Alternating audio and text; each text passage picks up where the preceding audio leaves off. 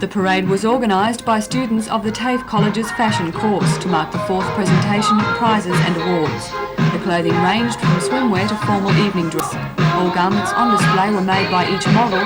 In some cases, the students were also responsible for the garment's design. Although the TAFE College is only in its fifth year, enrolments for 1985 total 4,000, and in addition to dressmaking, 150 courses are offered.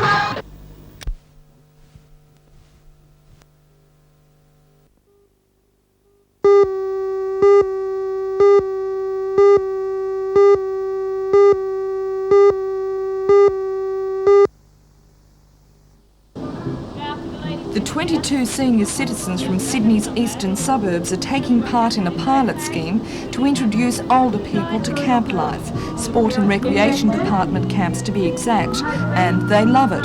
They've come to Point Wollstonecroft on the southern shores of Lake Macquarie to test the theory that they too can get a lot out of going to camp. And as coordinator of the pilot scheme, Sue Duckworth explains, it's been a success despite the weather. And relax and breathe in. They've all been very active and participated very well in most of the programs that we've run.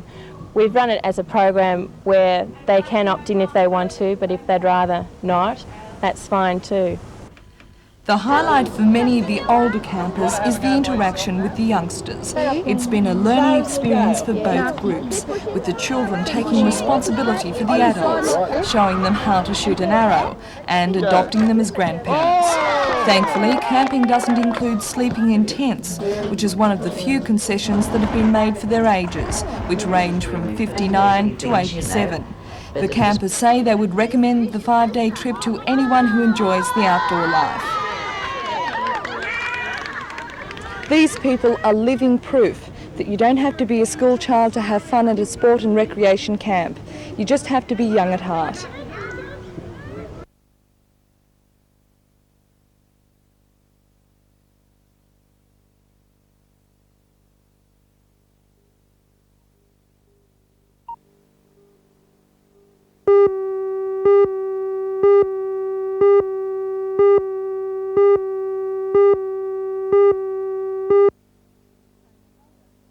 Tony Crago's watercolours revolve around water as a theme. His works include harbour and seascapes painted at Pittwater and the Central Coast, sailing boats and water birds. The exhibition also includes many rural water scenes of Wallumbye Creek. Providing a stark contrast are the oil on canvas works of artist Mona Brown. An avid amateur astronomer, her exhibition at the Morpeth Gallery is a space series based on observations through her telescope. The third exhibition features the work of potter Eric Whittle.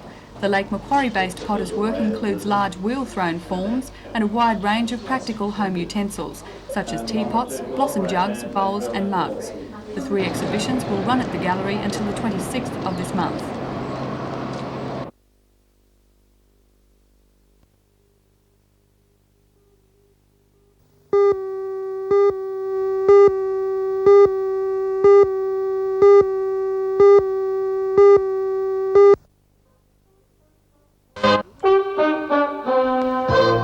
Thompson is a man of determination and courage. He is blind but organises and operates his own program on 2NUR FM radio. Cliff began losing his eyesight at the age of 12, but rather than allow his handicap to hinder him, he's used all his other skills and senses and channeled them into the direction of the media. Cliff was trained as a radio programmer and announcer at Bathurst. He's been in the business 10 years and although has no use of his sight, he relies on his other senses to do the job. Well, your hearing picks up one heck of amount. You've got to use your hearing a lot. Memory counts for a lot because not being able to read and write, you've got to memorise everything and know what ads are coming up when, what ads to play, what you should be talking about, what day it is, who you are. But your hearing is the most important thing I find. Some people with the same handicap may never think of going into radio. What advice would you offer them? I think these people should get themselves along and try and at least see if they can do the work. Obviously, not everyone's cut out for it, but you never know until you try.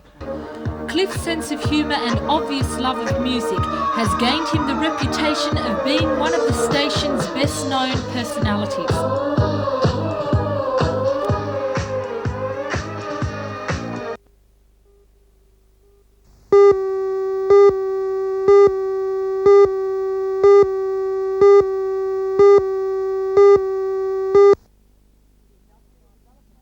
The Industrial Development Committee will be made up of a small number of successful businesses and senior members of the council staff.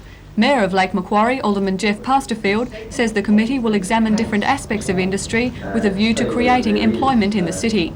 In a separate initiative, Council also voted to prepare a tourist marketing study to define tourism objectives. It's expected the move will be well received at the Lake Macquarie Tourist Association's first annual general meeting this evening. Why have you decided to undertake the tourism study? Well, the study will, of course, go into the possible marketing of Lake Macquarie, both inside and outside of the area, mainly outside, of course. What will the study involve? It'll involve an examination of those things that would be supportive of that marketing. Now, you've also called for a report on establishing information centres at Swansea and Morisset. What will these involve? Well, these would involve a long-term idea that we've had of establishing centres on our southern boundaries to intercept potential tourists who might wish to stay in Lake Macquarie for a period of their holidays. And why have those two areas been selected? Well, at Swansea it has a natural location because it comes off the Pacific Highway at that point, and we also have the situation at Morisset where the new expressway will feed for some considerable time directly into Morisset.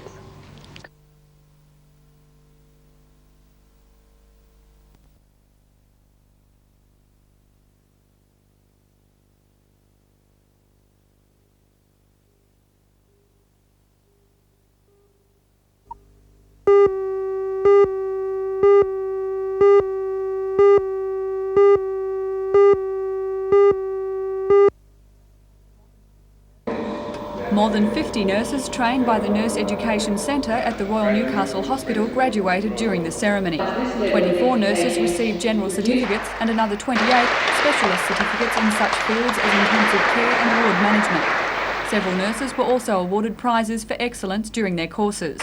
Both male and female nurses graduated, and male nurses were also included in the prize list. There will be 5 more graduation ceremonies before nurses undergoing training at colleges of advanced education finish their courses.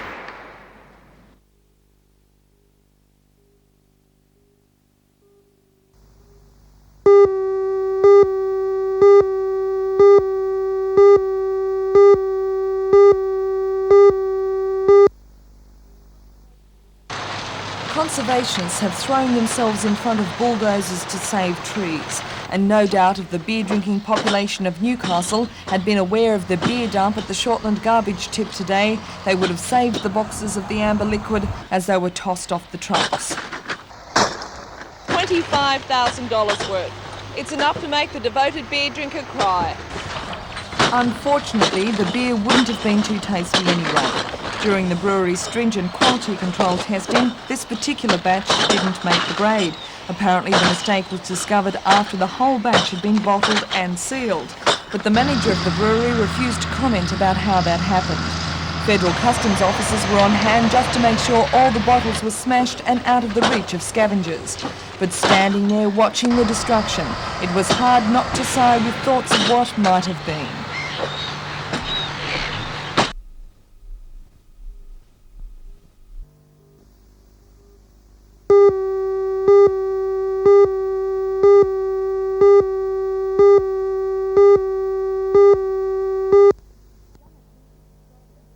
Young Achievers Australia is a non-profit company designed to introduce high school students to companies and corporate structure. 23 students from 8 different Newcastle high schools make up the company YA25, which is sponsored by BHP. They've chosen Fimo jewellery as the product they will sell. The company has 6 directors in management, finance, manufacturing, marketing and personnel. It also has a company secretary. Every other student has a specific job within the corporate structure. At the end of 28 weeks, the company will be liquidated and any profits or assets distributed among the shareholders. The company's marketing director, Andrew Gee. What do you think of setting up your own company? Well, we all think it's sort of pretty good because it gives everyone a chance to sort of be involved in the company and get an idea about the business world. Like, everyone's got a job to do, And so we've got different sections, and everyone's in a different section and involved in different aspects of business. Do you think you'll have made a profit by the end of the 28 weeks? Well, all businesses hope to make a profit, and we will too, except how much I don't know.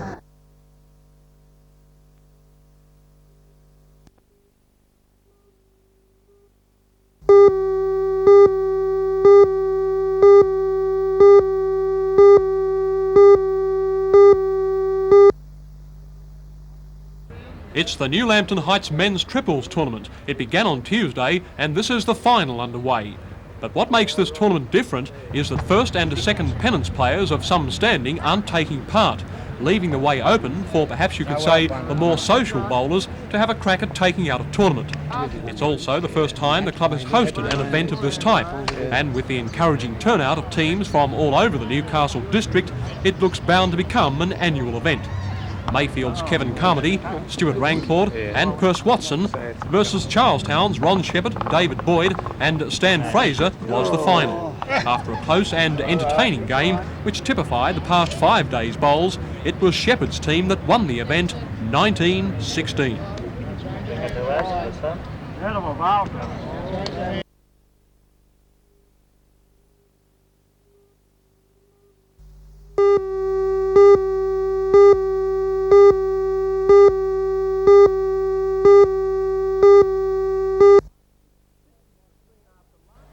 This was the scene after last year's surprise loss to Hobart, and it's a scene that local officials and fans will hope does not happen as a finale to tomorrow night's game. So strong is the competition this year that anything but top form spells disaster.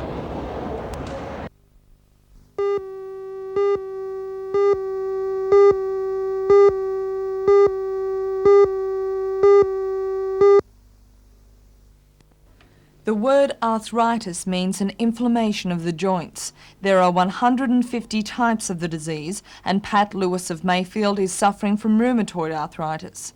Pat's had the disease since she was 16 after she contracted rheumatic fever. She's had 3 operations on her knees, 1 on her feet, and she's decided to wait until her fingers worsen before she goes in for more surgery. Arthritis, I'm no good kidding anyone, it's a very painful thing. And people that are listening will know that, and you'll really suffer all your life. I'm just saying this, you know, with feet and knees, and elderly people do find it very, very hard.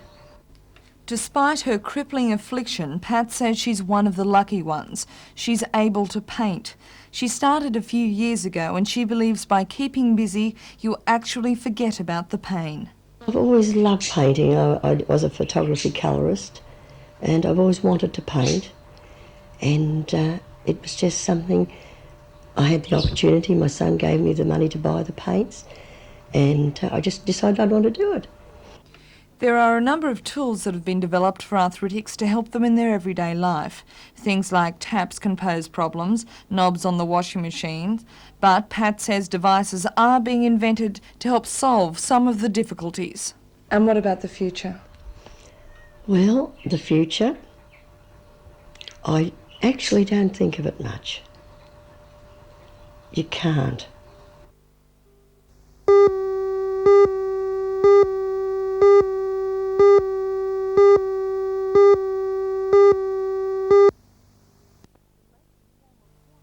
The latest swarm of hornets arrived on the scene late last week with a letter from the local government inspectors. The letter requested that the council suspend all business deals on its Salamander Bay commercial development until the minister had time to consider their report on the government financing for the project. According to Shire President Councillor Roy Taylor, that will cost a lot of people a lot of money. It's going to be another delaying factor. In as much as that if we stop all action, we certainly no sales of actual land will be held up, because that is not covered by the request. But I would imagine that we'll hold up any progression on stage 2 of the Salamander project, which obviously has got to have effect on everyone's pockets, particularly the project managers Centennial Projects, who have outlaid quite a lot of money. And Of course, the council may decide to reject the request, but the local government inspectors don't make these calls lightly. So, until Shire President Taylor gets more information from the department today about the consequences of such an action, the $2 million commercial project could be suspended for a lot longer than it takes Local Government Minister Kevin Stewart to peruse the report.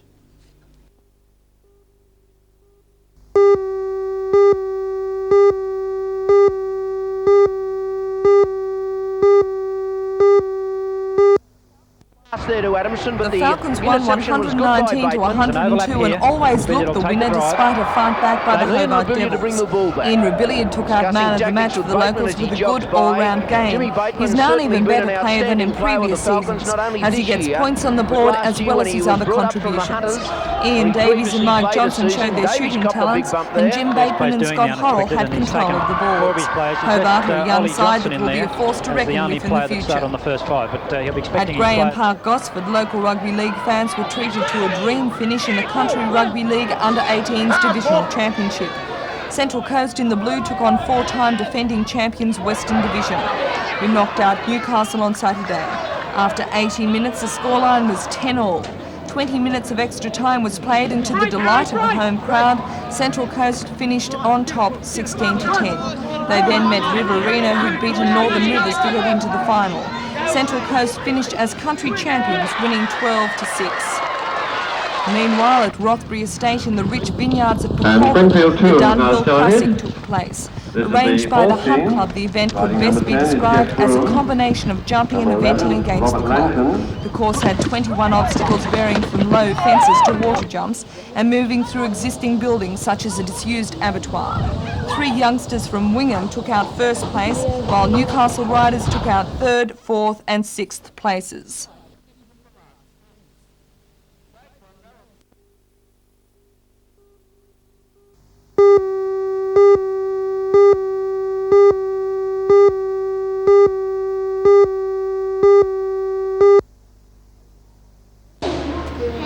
Painting is a popular form of art, but I wonder if you've ever thought of painting someone else's face. It was all fun and paint at the Church of Christ Hall in Mayfield this week, while the kids sat back and, with a little help from the teacher, let their faces transform into masterpieces. More than 20 children waited patiently, while together they emerged as clowns, vampires, monsters and pussycats. Some could hardly recognise themselves as they looked in amazement. After the face painting, the children were introduced into the art of drama. Exercises involving mime and the imagination proved a popular activity, with all the girls and boys attending the workshop. I spoke to Lee and Aaron, who told me What have you been doing this week at the vacation centre? Well, first of all, we've been playing games and you win minties. And have you been having lots of fun? It's better staying home. It's better here more or less staying home. Right, what things have you liked best? I like the best how you play games. And Aaron, you're